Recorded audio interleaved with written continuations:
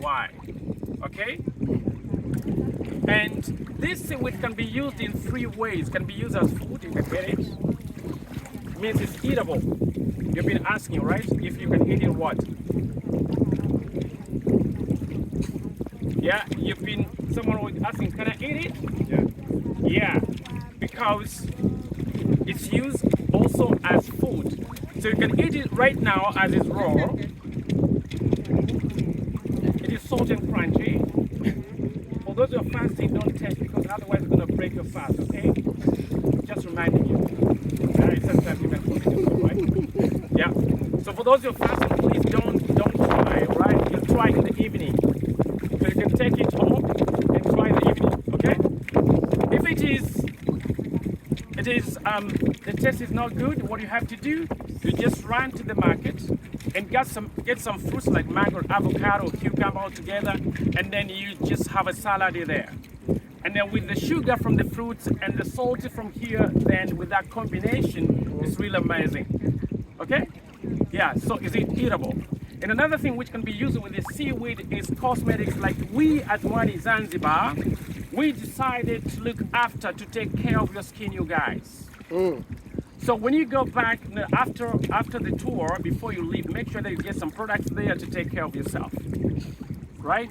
If you don't want to get old, the seaweed is their secret, right? Okay. So, and another thing, the seaweed can be used as medicine. Most of the seaweed in Zanzibar is exported to Japan for pharmaceuticals. Okay? So those are the 3 things that can be used in the seaweed: food, cosmetics, and medicine. Got it? Right. Okay? Alright. And seaweed farming, guys, is a sustainable, environmentally friendly crop to farm. You know why? Do you know why? Because there is no pesticides, no fertilizers which are used when farming seaweed. So what is needed is only the seawater and the sun and for them to grow. So it's 100% natural. Okay? That's why I say it's friendly for the environment. Okay? And another thing which is really important of farming the seaweed, that seaweed has the power than any other trees in the land to make sure that there's no carbon dioxide on the air. It sucks all the carbon dioxide. Alright? And another thing which is really good for farming seaweed, when you see the seaweed is healthy and very healthy and grown up and looking good, it's an indication that the water is pure, is very pure, it's clean, it's the purity of the water. When you see the seaweed is clean, means the water is what? It's clean, right? And another thing which is really good for farming the seaweed, if you are seaweed farmers, you are giving protection to the small creatures like seahorses and some crabs. They're using seaweed as a protection. When the seaweed is grown up, big enough, it's like a cushion for them. They're using the seaweed to hide. They just run and go underneath and they hide it and cannot be seen. So it's a protection. Okay? And another thing which is why seaweed is important is an employment for the women. Women have the work to do now. Even if it's peanut butter, it's still it's better than nothing, right?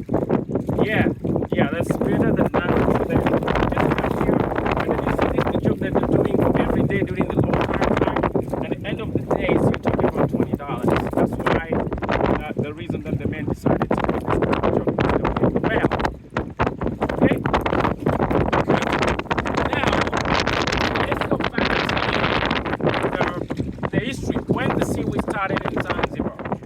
The seaweed farming in Zanzibar started in the 1980s, and the Philippines are the ones who introduced the seaweed farming in Zanzibar. You know, Philippines are champion in the world exporting the seaweed, and #1 in the world. And #2 is Indonesia. And now Zanzibar, because of the Philippines, were #3 in the world exporting the seaweed. Right? So it's not like only here. You're talking about like 23 to 25,000 people involved in seaweed farming. So it's a big industry, and harvest per year, you're talking about 75,000 tons. That's the harvest per year. I guess what, guys, after being dried, you have only 50,000 left. So the 60,000 tons is just the water piece at the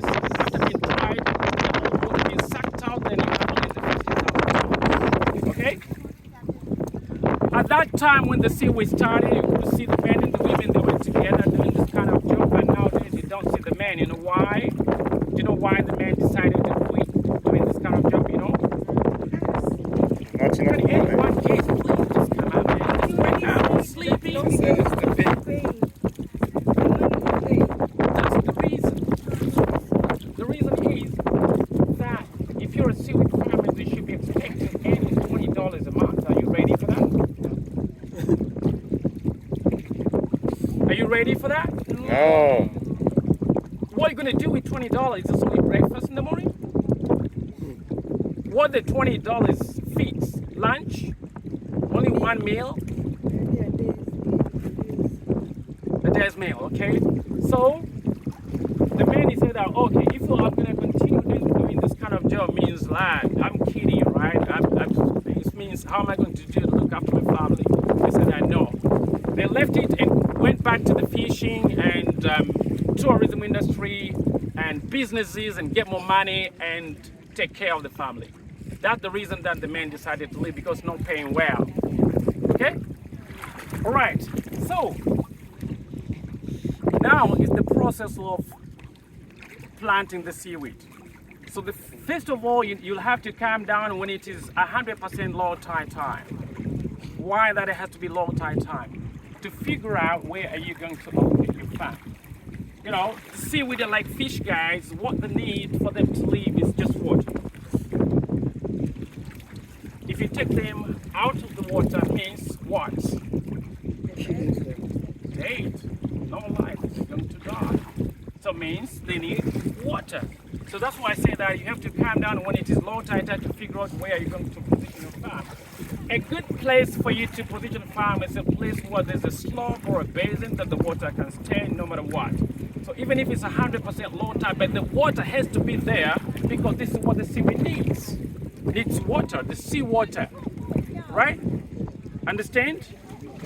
All right, cool. Then after that, then what next? You go back to the village and see the men right away farming the seaweed to assist you to get the sticks. Because it's not like the easy job to get the sticks. You go in the bushes there, get the sticks ready, and then you have to open your wallet because it's not for free. It's about 500 shillings per stick. Yeah? So if you need like 1,000 or 200 or 250 or 500, then you have to know that one stick is about 500 shillings. Okay? Then after the sticks, then what next is that you need rope, right? You need rope. Go to the store and get a rope and do this arrangement, because without this, the seaweed farm is not going to work. When you have all this, then you are ready to come and start farming the seaweed. But where are you going to get the baby seaweed, the seedling of the seaweed? The seedling of the seaweed is from the seaweed itself. But I'm talking about the grown-up ones, the mother seaweed, the big bunches, right? From the big bunches, what you have to do, this is what the mamas are doing right now. So from the big bunch, take a little bunch.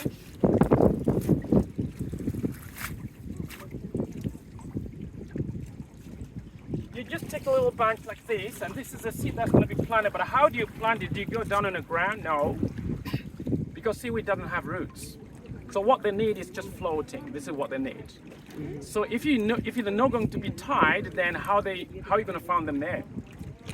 Up and down, low tide and high tide, they're going to wash up your farm, right? So what you have to do something. This something is about tying the baby and stay there.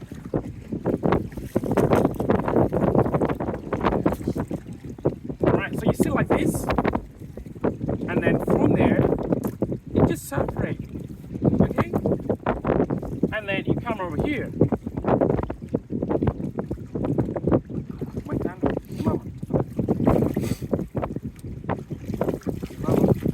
Wewe ndio waonyeshe hapa. Yeah. So you see what Mutanda is doing? So the first tie is just normal, but the second one has to be butterfly, because otherwise then it's going to cost you a lot. It has to be butterfly or slippery or bow tie, or like shoelace. It's easy to untie and tie again, because seaweed farming is ongoing. It's not about waiting for the rain to come like in the land. No, because the water is there every day. Because the water, Thor, go away, go away. Go.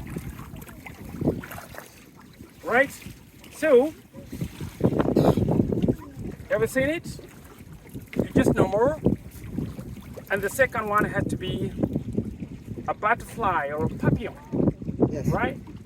Papillon. Can I ask a question? Yes. Is there any alternative to the plastic strip that you use to tie to the rope? Is there like a cotton rope or some other thing? Just wonder Yeah, I know what you mean. But for us, we have to make sure that if you are done with this one, we don't leave it there because now we haven't found another alternative. Yeah, but we have to make sure because we know that this one is not. Yeah. Okay. So you tie like that. Why? Because it's easy to untie, right? And then once you have it, you don't have to wait for the rain. Okay. Take a little baby and tie it again. And then it's a continual because seaweed farming is the all year round. Okay? It's not like you're gonna pause and there's no pausing unless maybe you said I'm tired and now I'm done and I'm not being a seaweed farmer anymore. But if you are, so it's like everyday job. Okay? Okay. Finish. Okay. So now